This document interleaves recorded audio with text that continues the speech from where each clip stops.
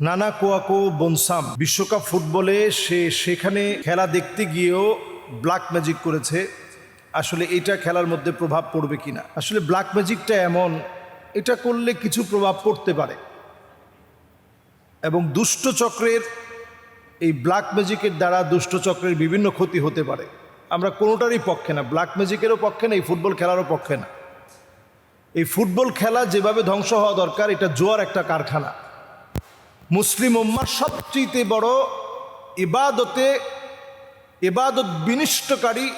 বিনিষ্টকারী সবচেয়ে ক্ষতিকর হচ্ছে এই মুসলিম উম্মার জন্য এই খেলার টাইপ।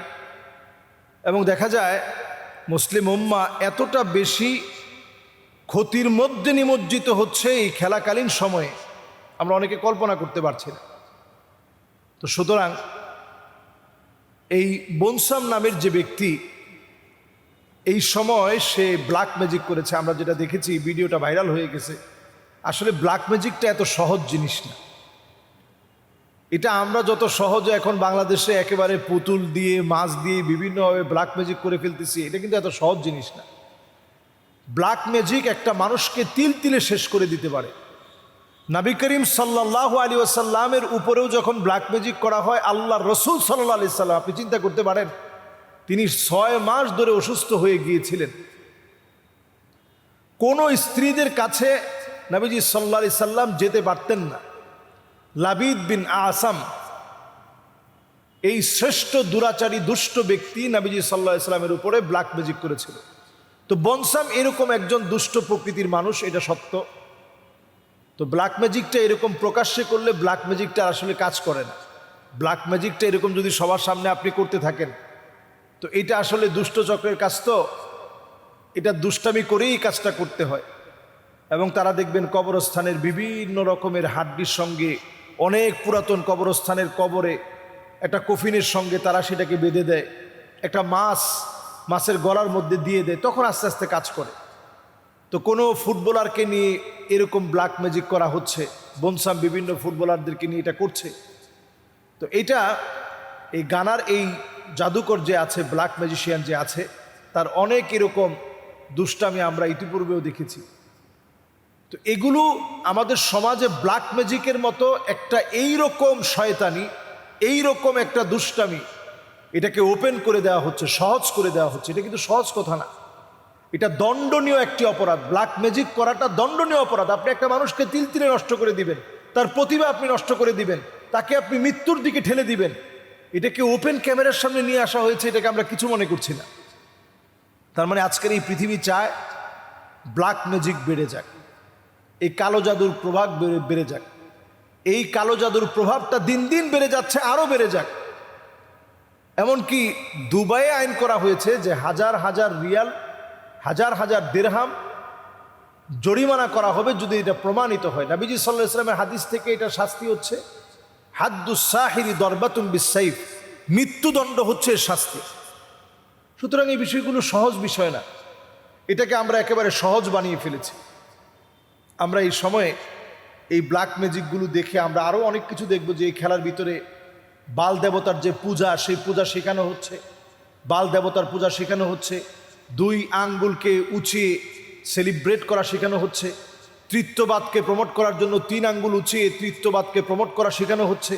এরকম এই খেলার ভিতরে একটা মিশনকে কিন্তু সাকসেস করা হচ্ছে। এবং এখানে বারবার বলা হচ্ছে, এই পৃথিবীর যারা বড় বড় জ্যোতিষী আছে, এই পৃথিবীর যারা বিভিন্ন সময়ে প্রেডিকশন বলে দেয়, সিমসন কার্টুন থেকে শুরু করে প্রেডিকশন বলে দেয়, এইরকম অনেক কিছু আপনি দেখবেন এই খেলাকে ঘিরে মানুষের ঈমান ধ্বংসের জন্য উঠে পড়ে লেগেছে। শুধু উঠে পড়ে লেগেছে তা না, এই খেলাকে ঘিরে মানুষের ঈমান কি করে ধ্বংস করা যায়। দেখবেন যারা প্রেডিকশন বলে আগামীর পৃথিবীতে কি ঘটতে যাচ্ছে, তারা দেখবেন বলবে এলিয়ন মাঠে এসে, এরপরে এলিয়ন দেখবেন খেলোয়াড় সহ দর্শকদেরকে উঠিয়ে নিয়ে যাবে। এটাও মানুষের বিশ্বাস করা লাগবে। তবে আমি বলছি, এবারের বিশ্বকাপে অনেকগুলো বিপর্যয় ঘটবে।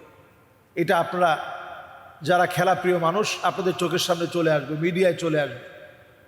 কারণ আল্লাহ রাব্বুল ইজ্জাতুল জালাল এই সময়টাতে অবশ্যই তাদেরকে তাদের এই অট্টহাসির শাস্তি আল্লাহ তাআলা দিবেন। আসসালামু আলাইকুম ওয়া রাহমাতুল্লাহি ওয়া বারাকাতুহু। কুকুরের গলায় ইট বেঁধে ফেলে দিয়েছে একজন যুবক, এবং অনেক সময় দেখা যায় যে প্রাণীদের প্রতি আমরা এ জাতীয় অনেক অমানবিক কাজ করি। ইসলামী সম্পর্কে কি বলে?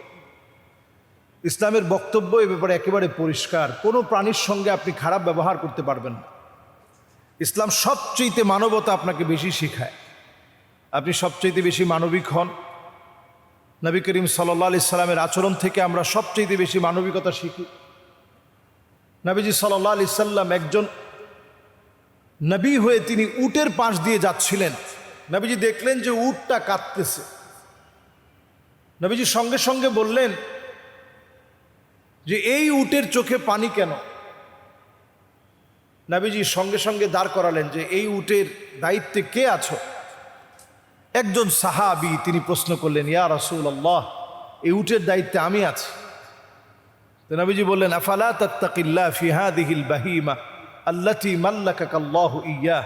এই উটের ব্যাপারে তুমি কি আল্লাহর কাছে জবাবদিহিতার সম্মুখীন হবে না? এই উটকে তুমি কষ্ট দিয়ে কাজ করালা, কিন্তু খাবার দিলা না, আল্লাহর কাছে তুমি কি জবাব দিবা? একটা উটের ব্যাপারে যদি আল্লাহর সামনে আপনাকে দাঁড়াতে হয়, জবাব দিতে হয়,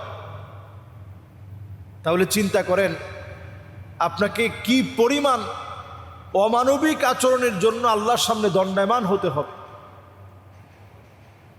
তো কুকুরের গলায় যদি আপনি ইট বেঁধে দেন, অনেক সময় দেখা যায়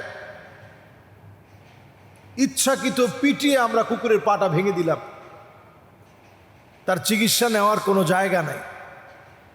সে বোবা একটা প্রাণী, সে সরাসরি আল্লাহর সঙ্গে কথা বলে। তার মনের ভাষাগুলো, তার আদান প্রদানগুলো, চোখের কান্নাগুলো দুনিয়ার কেউ না বুঝুক, আল্লাহ তাআলা বুঝেন। এই একটা কারণ আপনার জাহান্নামে যাওয়ার জন্য যথেষ্ট হয়ে যাবে, এই একটা কাজ।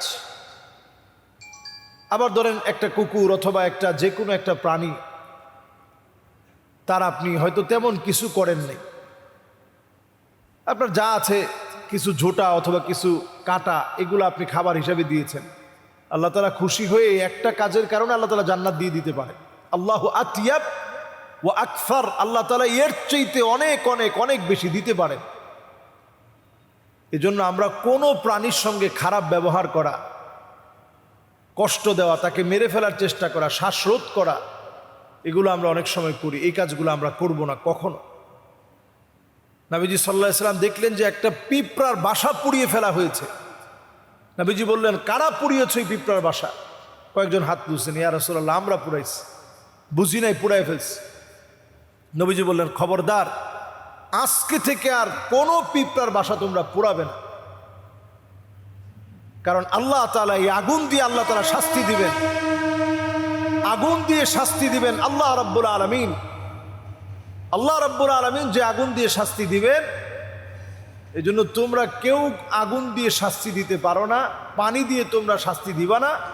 আগুন আর পানি দিয়ে যদি শাস্তি দিতে হয়, আল্লাহ রাব্বুল ইজ্জাত ওয়াল জালাল তিনি আগুন দিয়ে শাস্তি দিবেন।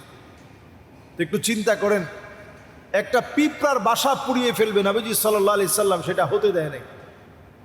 আল্লাহ তাআলার কাছে আমরা পানাহ চাই, এই অন্যায়, এই অবিচার করে আল্লাহর কাছে পার পাওয়া যাবে না। কুল্লুকুম রাঈন ওয়া কুল্লুকুম মাসউলুন আন রাঈয়াতিহি, আমরা প্রত্যেকেই আল্লাহর সামনে দাঁড়িয়ে জবাবদিহিতার সম্মুখীন হতে হবে। আল্লাহ রাব্বুল ইজ্জাত ওয়াল জালালের সামনে দাঁড়িয়ে জবাব দেওয়াটা সহজ হবে না।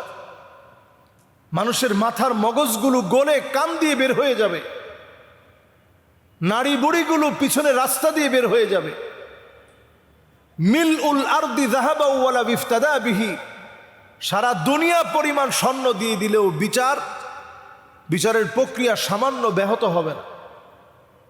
এজন্য আল্লাহর কাছে কায়মানু বাক্যে আমরা আল্লাহর কাছে পানাহ চাই। যত রকমের জুলম করে ফেলেছি, অন্যায় করে ফেলেছি, এগুলো থেকে আল্লাহর কাছে আমরা তওবা করি। আসসালামু আলাইকুম ওয়া রাহমাতুল্লাহি ওয়া বারাকাতুহু।